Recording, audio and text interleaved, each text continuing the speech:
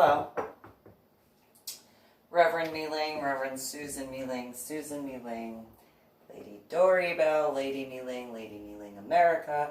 I've been known by a lot of names depending on which community I have been in. Though I have always been me because I can't be anybody except for me. So despite the name, I'm still me. The experiences, the discussions, all that stuff, same person. Can't, be anybody other than myself, despite what some individuals might have assumed or arrogantly told other people as if they actually knew. But then they might have just been projecting their own self-issues. That being, hypothetically. So that being said,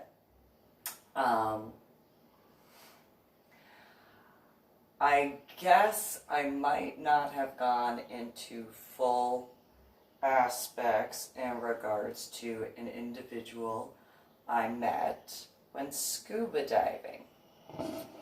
So, irony, in reference to, today, by the way, is the 26th of May, 2020. And so I met this guy back in 2009. I was introduced to this guy, I think it was either just before or just after my scuba dive in Florida. So my scuba dive in Boca Raton and my scuba dive at the Vandenberg. And so I showed up to the lake, Springs SCUBA Park. A bunch of the scuba divers that I knew. Hey, blah, blah, blah. And discussed stuff. And one particular guy that I knew at the time, I called him Scubuda. Name is Billy, former always Marine type of guy. And at least that's what he said. And so he had introduced me to this guy that he had known at some point in time named Joe. Joe was going through international scuba at the time in 2009 to get his instructor aspect in regards to PADI, or Professional Association of Diving Instructors. And Scubuda introduced me to Joe. He was about my height, maybe a little bit taller. At that time, he had blonde hair, but very much bleached, so he was naturally a brunette. Longer eyelashes, eyes were just whatever, kind of a deadpan look, in my opinion. And so, very, very light complexion color. I mean, lighter skin tone than me, which, that is what it is. And Scubuda said that Joe, or whatever, was a former airborne ranger. And I was like, oh, well, thanks for your service, nice to meet you. And in the back of my mind, I'm thinking, well, we can talk. I've had certain experiences far too recently to want to have anything to do with that. Those who understand how it was in regards to my now dead ex-husband is what it is, irony in certain regards. So, there was a guy that later on kind of dated later in a couple of years from that point. And he and I had gone through open water National Geographic scuba diving in the same class. His name was Matt, or is Matt, and much taller and lighter complexion and stuff like that, former Navy guy. And so when I was talking with Scubuda and Joe, Matt essentially came over. He's like, hey! And I was like, hi! Not a deadpan eye look in comparison to Joe. Anyway, what's going on? Gave him a hug because we had been through several classes together. It's like, what's going on? And so while Joe was talking, Matt was kind of, I don't want to say big brother-y, especially since we dated later-ish. But he just kind of, did that, so, sort of thing. And it's like, hello. I see you. You're not a ninja. I see you. And we joked back and forth. Well, Joe just kind of, well, blah, blah, blah. And it's like, oh, you're one of those. Okay. That was all I needed to know in that regard. It was just one of those, I know what type of Army Ranger you are.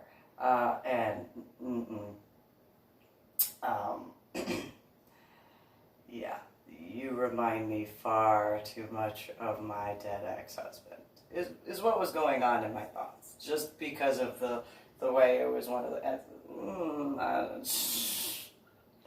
no, I didn't, And so, I was talking with the guys. Nobody knew at that point that the relationship that nobody knew I was in at the time was over. And so, like, nobody knew. So, I was just there hanging out with everybody. And it was just one of those talking like normal. Just, is what it is. And not that I was ever asked. I wasn't ever asked if I was dating anybody at any point in time. And I wasn't asked on a date, essentially, until, much later in certain regards. And so I was just one of those, whatever, just talking with the guys. And I grew up in New Jersey hanging out with guys before my head injury on Palm Sunday in 2000. So I grew up just, well, I can't really say guys now because of the way, certain things have been with certain males. There are some males that, but then there are those, like millennial type where it's just not all millennials. However, there are those where we're not going to get along. we're just not going to get along.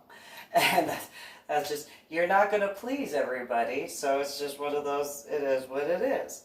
And where I grew up, that was understood and accepted. You had some stuff here and there, but, despite whatever people seem to think about New Jersey, if you had someone that you knew that needed help, whether or not you were friends with them, you could have been at least when I was growing up going to school, you could have had issues multiple times, multiple years in a row. Something happened and you were there.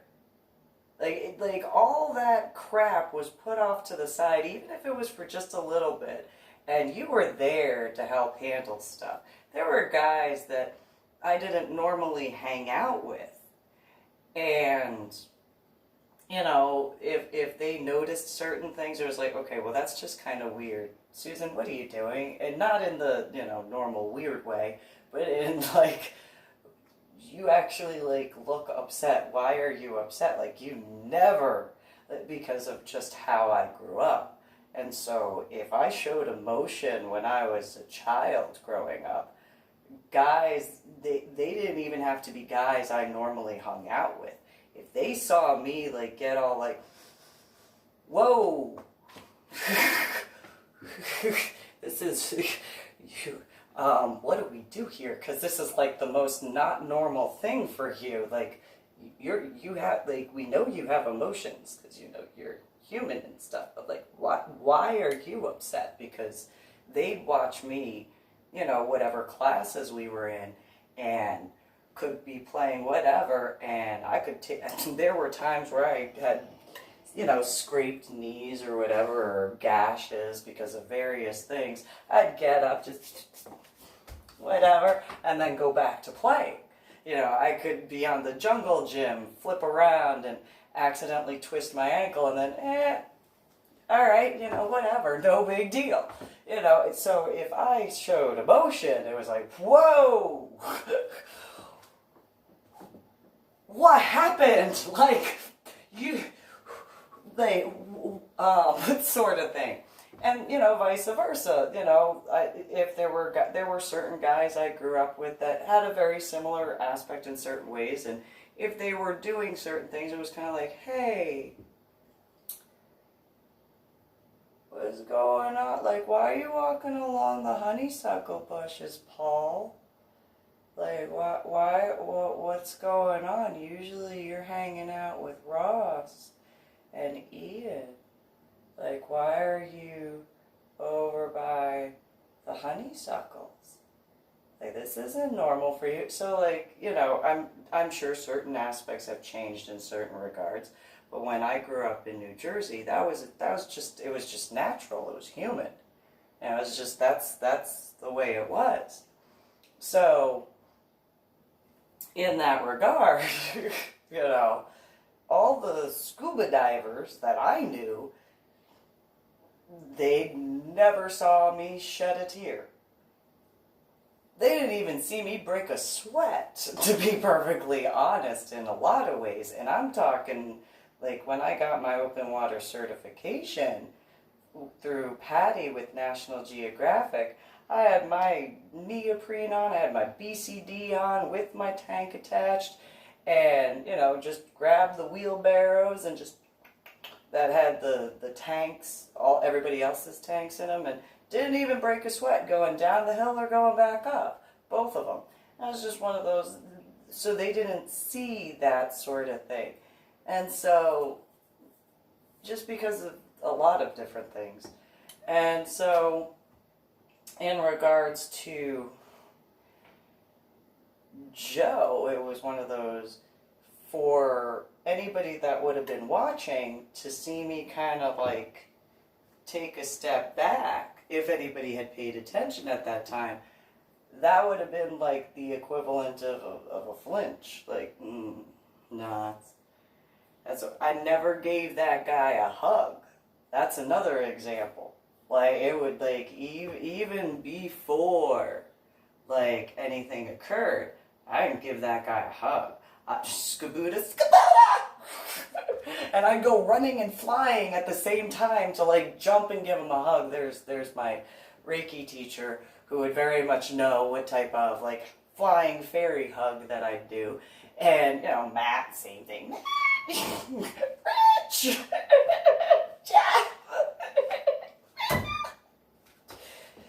Yeah.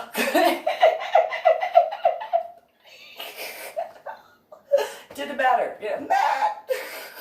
Hit me forever! And then a bunch of the other scuba diving students that I had been in class with, like Brian, not Brian Devine, but also that was a teacher, and, you know, just, what's going on? Never saw that with Joe. Never. It was never a, hey! It was a, yeah, so you're there. And so, hey, Scubuda! What's going on? And then there's your friend. It's 2020, if you look back to that, that's a really big towel. Really big towel, like massively huge. And so, it's just not, And so, son of a bitch.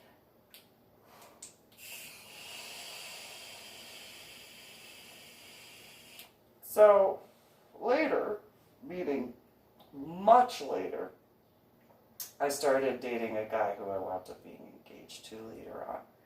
And brought him out to the lake for my polar bear scuba dive and in Texas. But it's the 1st of January 2010 and stuff like that. And, you know, I had already done the underwater pumpkin carving contest pictures and stuff like that. I did that for Scubuda, not for Joe, and then some of the other scuba divers that were in the vicinity. And I had to get out of the water really quickly because I didn't realize how bad. There's like the cognitive thing. I could make fun of myself for that. That is very much cognitive because I'm allergic to fresh fruits and vegetables. I know this. I grew up with this allergy. There are plenty of people who have seen that occur. And so I thought that because I had a wetsuit on and my scuba mask, that I could go scuba diving and take pictures of the underwater pumpkin carving contest.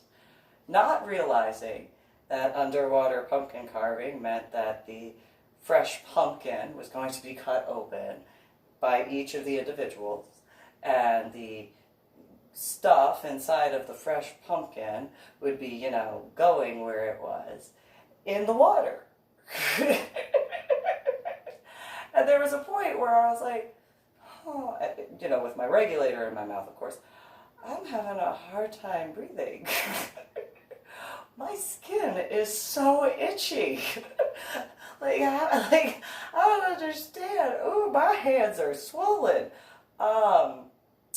Ooh. You know, got Scubuda's attention, like, and he was like, bye. I think I need to get out of the water. That has a bunch of fresh pumpkin stuff in it, as I'm allergic to fresh fruits and vegetables. If it's not cooked fully or processed fully, I can't have that. There have been scuba lake weekends when I was getting certifications where we barbecued, and if the corn was not fully cooked, which there were a few times, I had an allergic reaction. It's like, oh, and it is what it is. So, you know, partial memory issue, but really, really big aspect of that cognitive thing. Like, why is it that my entire, like, every bit of me is so itchy? Why? I mean, I'm wearing neoprene in my wetsuit, and those who understand scuba diving understand that. It's not a dry suit, it's a wetsuit. So, you know, why is it so itchy? Like, what? Even my head is itchy. Like, what?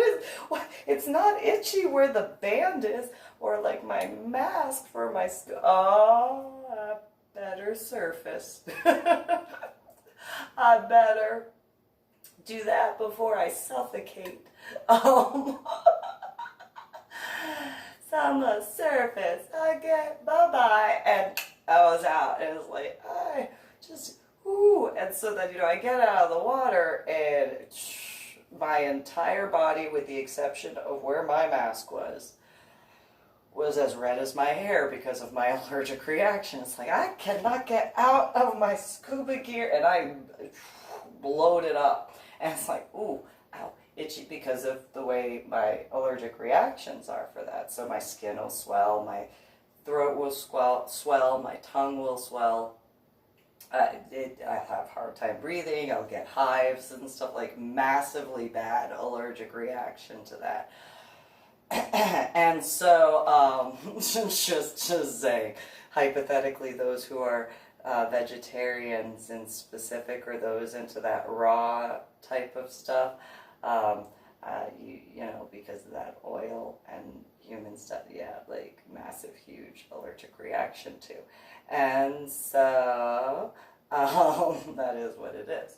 So, after that, and during the chili cook-off portion, I was talking with Scubuda mainly, and then, like, Joe was there. And then, you know, I won the scuba diving first year chili cook-off. It took a while for Patty, the owner at the time of International Scuba, to get my attention, to realize the person with the red crock pot had won the chili cook-off.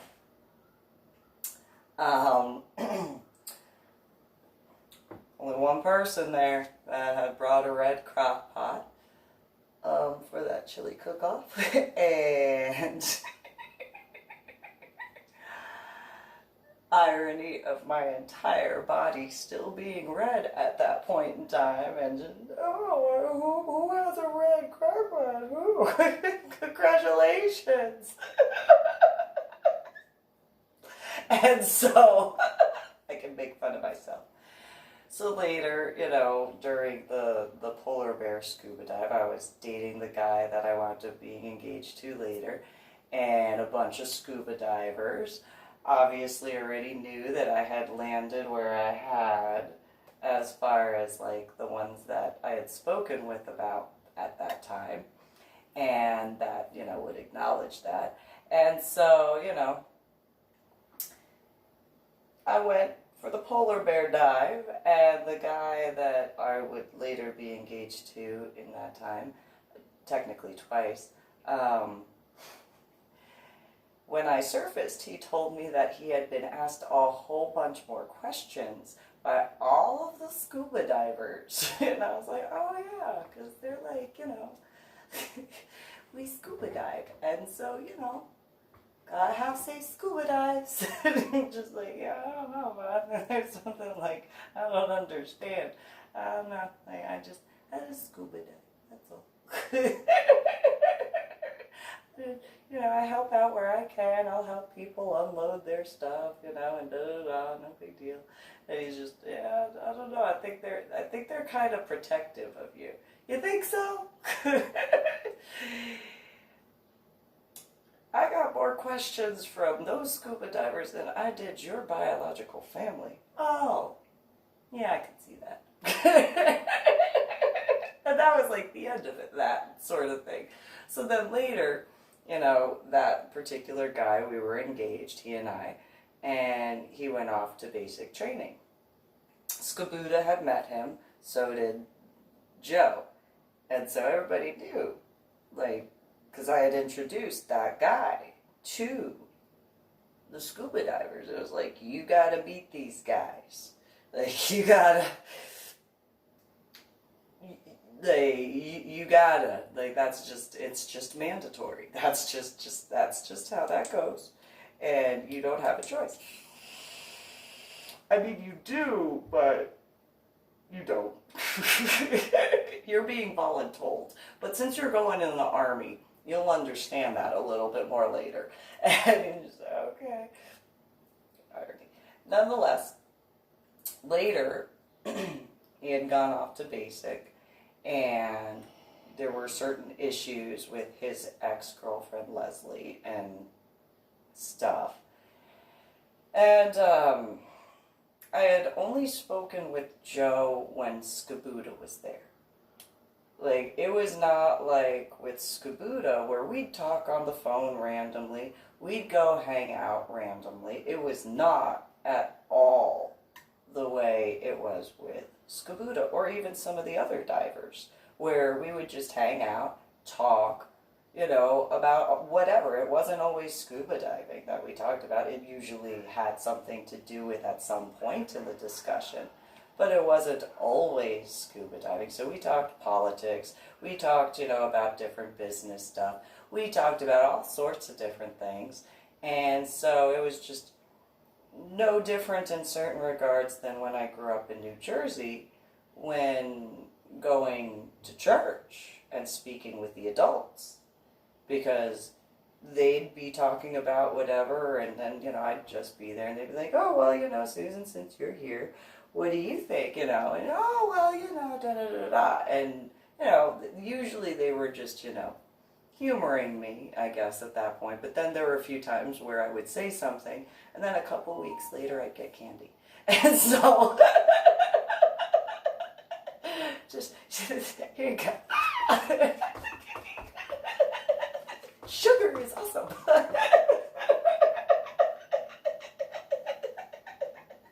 I am how I am.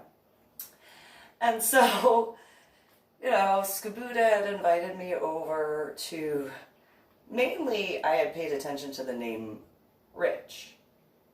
Or Rick. I think it was Rick. It was Rick. No, yeah, it was Rick. It was Rick, and Rich was one of my scuba divers, instructors. And so Rick and I were talking, so it was SCUBA and I, and then like Joe was there.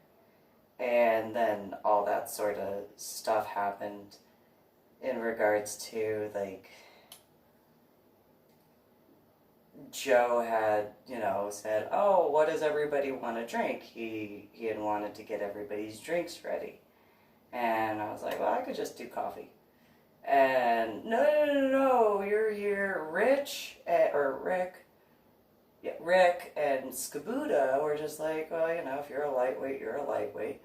And Joe had gotten in Rick's way, and he's like, no, she has to have, if she's going to hang out with the guys, she wants to say that she's one of the guys, she has to drink like one of the guys. And I was like, I guess I'll have a Corona since there's, like, beer. Like, I can drink Corona.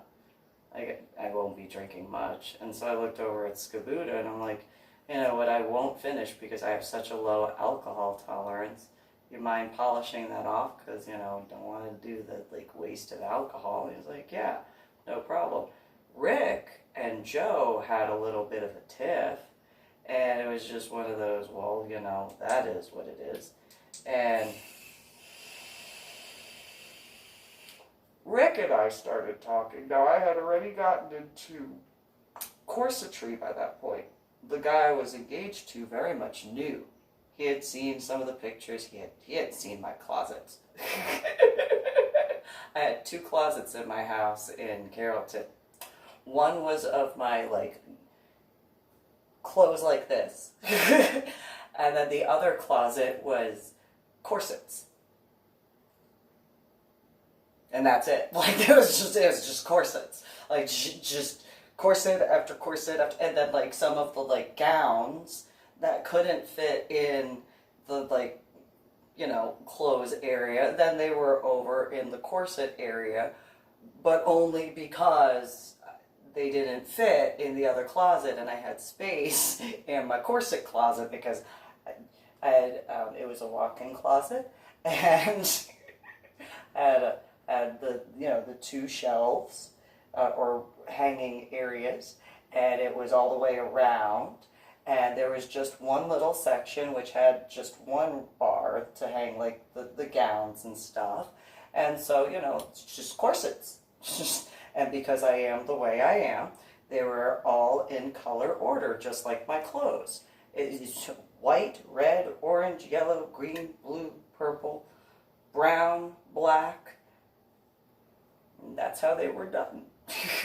So my short sleeve shirts, they were all organized like that. My long sleeve shirts, all organized like that. My jeans, well, the jeans are pretty much the same color, except for my black pants, which would be at the end. And then, same thing with my gowns, my suits, stuff like that. That's my shoes. Like, I'm just that CDO. And so both of my closets, that's how they were done. All my clothes were rainbow organized. Essentially any drawer I had that had more than one color clothing was done that way. So, like, my bras were organized that way, and yeah, I'm that person. If you needed to know how Virgo CDO I am, I'm that person. Not only did I do that, I also did that with my books. All my books were organized by sections. The sections were alphabetized, and then the books were alphabetized by author, and then if there were more than one book by the same author, then it was alphabetized by that. Except for my scuba diving books. My scuba diving books were done in order of my classes. That was the only ones that were chronological. And so, I don't care. That's the type of person. Yeah, I'm that CDO. But it assists with that cognitive issues for me. Ish. At least for colors. And then reading. And so, did all that, and I had received a package that I had to go pick up on my way over to Rick's, and it had corsets in it, and I had told Rick and SCUBA was there, and oh, I got the, and I think my fiance might like them. And Rick was like, I have some friends that are into corsets. Like, I think that you guys would so get along.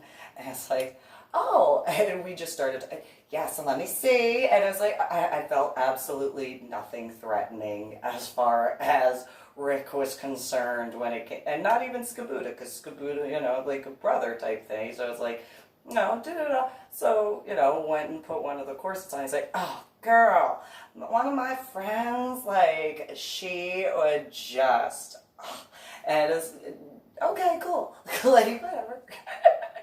Anyway, then I just couldn't drink the Corona. The guy that I was engaged to actually would be a really good example in regards to understanding from actually seeing when I've had carbonated alcohol. So like he had gotten champagne one time, so that way I could try strawberries. I had wanted to try chocolate covered strawberries. I was like, I want to. I don't know if I can do it without alcohol. So he had gotten champagne and he had gotten some chocolate covered strawberries, and oh, those are good. I had a really bad allergic reaction to them, but they were so good. They tasted so good. And so then I drank some alcohol to try to help deal with that, but I didn't know about the bubbles and that issue in the alcohol. And so, yeah, then I had an instant migraine.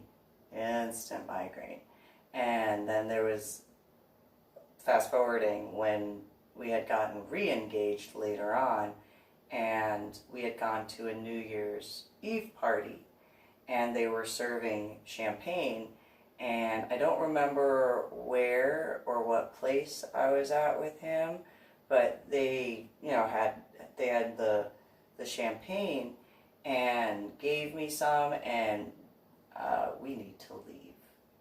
Why? And all I remember is the amount of pain just skyrocketing. And at that time, the guy I was engaged to, he's like, okay, we'll go. I was like, yeah, we need to go, like, now. I don't think I'm going to be able to, it's really bad. And so, we left. Well, in regards to being at Rick's house, I had never seen Corona, like, that had bubbles inside of the bottle. Like, I mean, I've seen, when you pour beer, I've poured beer before, and you get that frothy foam stuff. And so it was like, okay, well, maybe that's, like, the American Corona, because I had Corona in Mexico, and I don't remember that sort of stuff then again, I also got the Chiquita size. I did not need the full size. I had the little Chiquita size. Because I have a low alcohol tolerance, aside from the fact that I was in the United States of America, I was underage.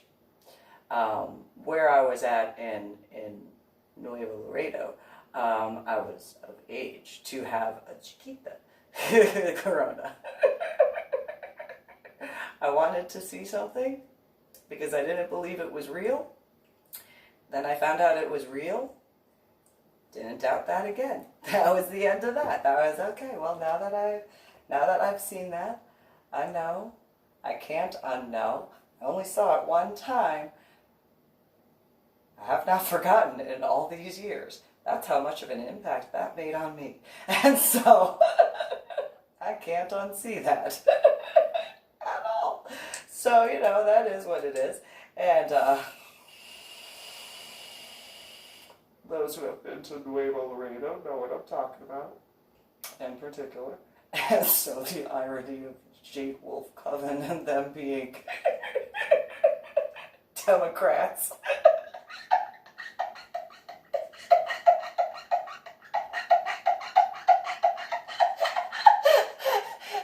And then fighting with me about certain policies. And then And there's this really nice female that I met, and she had this t-shirt that had a picture of a donkey, don't be it. I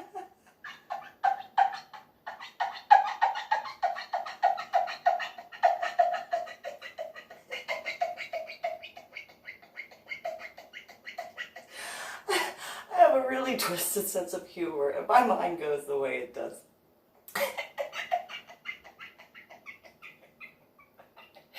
So, nonetheless,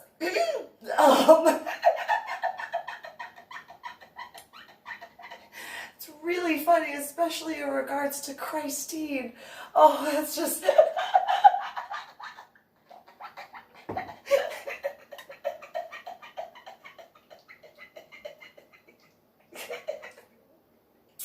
Simple things for simple minds, don't mind me. So, anyway, so I, at that time I was like, and I was already back in, whatever, I was like, I don't understand, like, and instantly, upon drinking it, I was like, ooh, SCUBA, can you finish this? Because it hurts. Like, my headache is just, ooh, I need to get my stuff and, get out of here, because, like, that just didn't sit right. And I only had, like, 1 or 2 sips. But, again, in regards to the champagne, it only took 1 or 2 sips for my headaches to go to migraines because of the bubbles. And I was like, oof, nope. And so then SCUBA was leaving. Rick went to go lay down. Joe met me outside of the bedroom door after I had told him to, he came out of the bedroom where the bathroom was, and he had my bra on, and I was like, and the panties that came with the corset, and I was like, take that off. Well, then it was, let me get my stuff and go, and I had gotten, everything taken care of. I went to leave, and then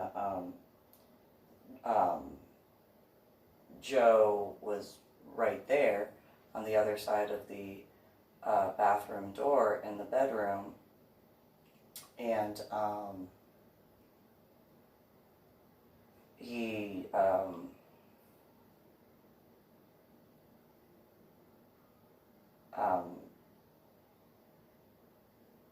had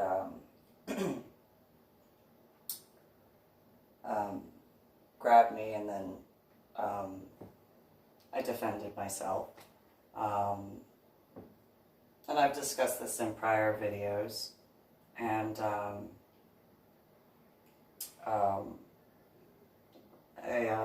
kicked him across the room, the way I did essentially when delivering my son, as far as the nurse was concerned. And apparently that was the master bedroom anyway, is what it is. And got what I could and left. And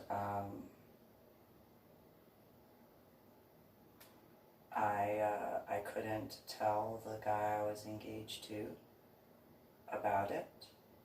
He was in basic training.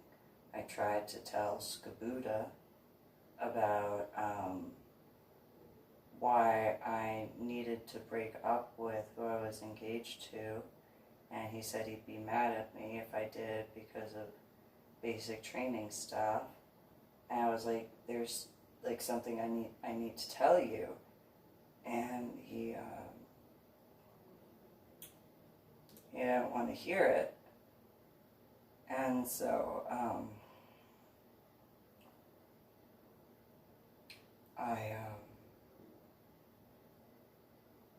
I wrote a letter, and I had to end that relationship because I couldn't explain it.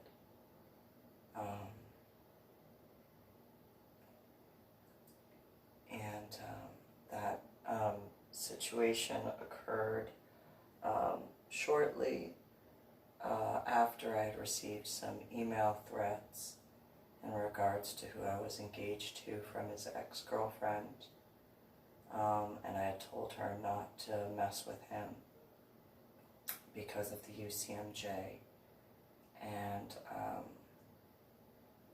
the ironic coinky-dink of timing in that regard. And so,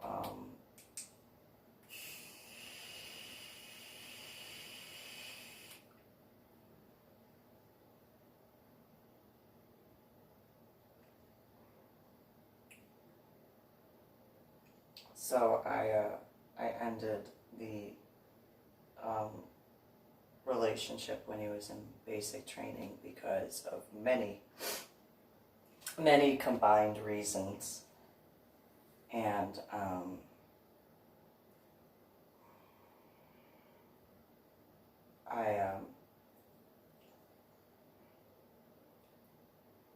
otherwise I had been extremely faithful, no matter what. And so we did get re-engaged later on. He showed up. He had a tank shell that had landed on his hand, and it had severed his middle finger, and I healed it, so, took care of that. And we had gotten back together, and then later we were re-engaged. Ironically, the only way I can be, really romantic in the BDSM lifestyle aspect is with fire. I'm soft and fluffy with fire. That's as soft and fluffy as I can be. I can do fire cupping and stuff like that, and fire wands and stuff, and we had gotten re-engaged. I had spelled it out on the wand with the wand and stuff like that, and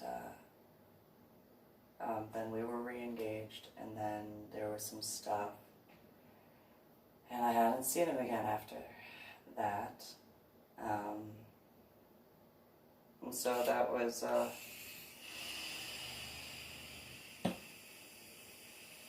that I know of it. But in that regard, I thought I saw him in Tacoma one day, but because of everything that I was dealing with, I didn't fully recognize him at first because of the amount of electrical stuff in the vicinity. And so, but I could be wrong on that. I thought I saw him over by the Bull, but with the amount of electrical stuff I was dealing with, being in Washington State, I couldn't really verify that was him. So, is what it is in that regard. But yeah, so that's more of a background in regards to the aspects of that particular individual in regards to the corona thing. And so I'm going to end this particular